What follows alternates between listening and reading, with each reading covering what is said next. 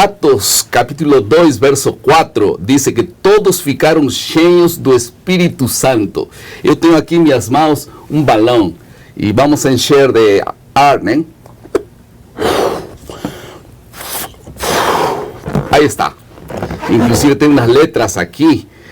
Este balão cheio de ar agora tem uma forma diferente, tem um visual diferente. Imagino quando uma pessoa está cheia do Espírito Santo, todo mundo consegue ver que está cheio do Espírito Santo. Mas quando esvazia, acabou, se torna um elemento que não tem mais utilidade.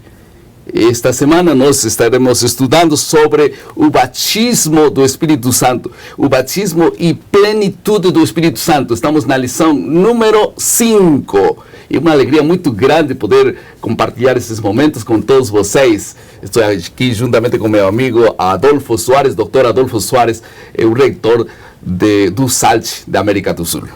Tudo bem? Tudo bem, amigos. O estudo, o tema é interessante e, mais do que interessante, é necessário para a nossa vida cristã. Vamos tocar dois assuntos. O foco da lição dessa semana é falar sobre como ficar cheios do Espírito Santo e a importância de ficar cheios do Espírito Santo. Uma expressão que está na Bíblia, Dr. Adolfo, é ficar cheios do Espírito Santo, o batismo do Espírito Santo. O que significa? Talvez a maior dificuldade que nós tivemos nessa semana é entender o batismo do Espírito Santo. Vamos compreender o que significa o batismo do Espírito Santo. Muito bem. Nós vamos tratar então do tema do batismo do Espírito Santo. Pastor Edson, nós temos alguns textos na Bíblia que falam sobre isso. Podemos ler o principal? Sim, claro que sim. É Mateus 3,11. Sim. Pega a sua Bíblia aí, por favor, Mateus 3,11. Mateus capítulo 3, versículo 11 é o verso-chave. Eu vos batizo com água para arrependimento, mas aquele que vem depois de mim é mais poderoso do que eu, cujas sandálias não são dignas de levar. Ele vos batizará com o Espírito Santo e com fogo. Aqui está falando de Jesus, não? Parece que aqui não está falando do Espírito Santo. A expressão batismo do Espírito Santo não existe realmente assim como está na Bíblia. Não. Aqui nós temos a expressão batismo com o Espírito Santo. Com o Espírito Santo. E outra coisa, é com fogo, não uma preposição separada aqui. Então, há duas coisas juntas. Há duas coisas juntas aí. Alguns até acham que o batismo, a expressão fogo se refere a julgamento, mas pela presença do Espírito Santo aqui, e o papel dele não é de julgamento, nós entendemos que a Bíblia não está falando de julgamento aqui, está falando de purificação, de transformação, de condições para viver uma vida renovada. Há uma dúvida tremenda que surge em nossos amigos, é que o batismo do Espírito Santo é um ato posterior ao batismo na água e como um segundo estágio da graça de Deus. Isso é assim? Ou acontece no mesmo dia do batismo, também o batismo do Espírito Santo? Olha aqui, em Atos capítulo 3, versículo 37, aliás 2, 37, 38, talvez esse texto seja a chave e a pessoa que quer conhecer o assunto precisa dar uma olhada nesse texto.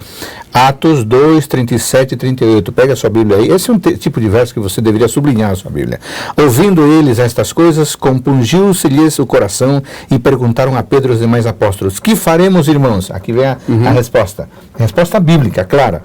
Respondeu-lhes Pedro, arrependei-vos, cada um de vós seja batizado em nome de Jesus Cristo para a remissão dos vossos pecados e recebereis o dom do Espírito Santo. Aqui não está dizendo que o dom do Espírito Santo virá um mês depois, virá uma década depois, dependendo da sua experiência.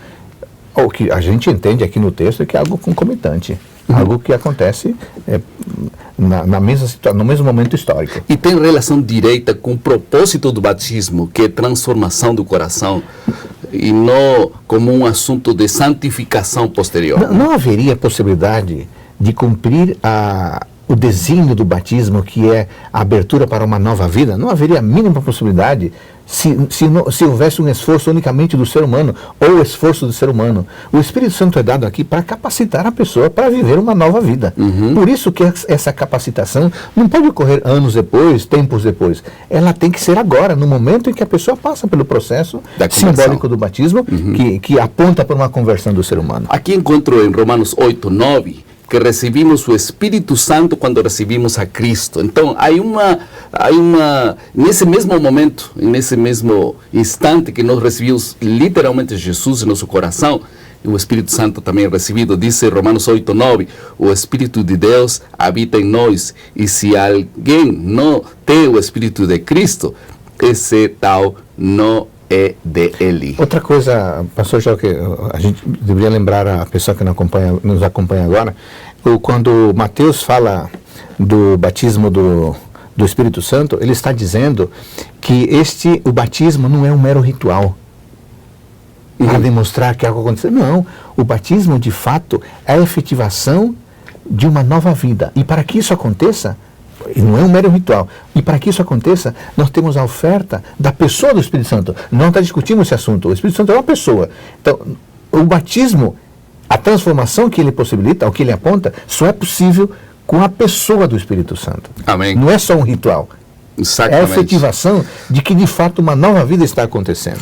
Efésios capítulo 1, verso 13 diz que não há um intervalo entre crer em Cristo e receber o Espírito Santo. É o mesmo fato, né? Recebo a Jesus e também sou cheio do Espírito Santo. Aliás, a palavra cheio do Espírito Santo é a expressão mais usada na Bíblia, né? Quando uma pessoa está cheia do Espírito Santo. Uma coisa interessante que eu encontro em João capítulo 1, 33, você tem que anotar esse texto, é a obra contínua do Espírito Santo na vida do ser humano. Por isso que esse batismo que nós falamos, batismo em realidade é uma palavra para submergir-nos em algo, encher de algo.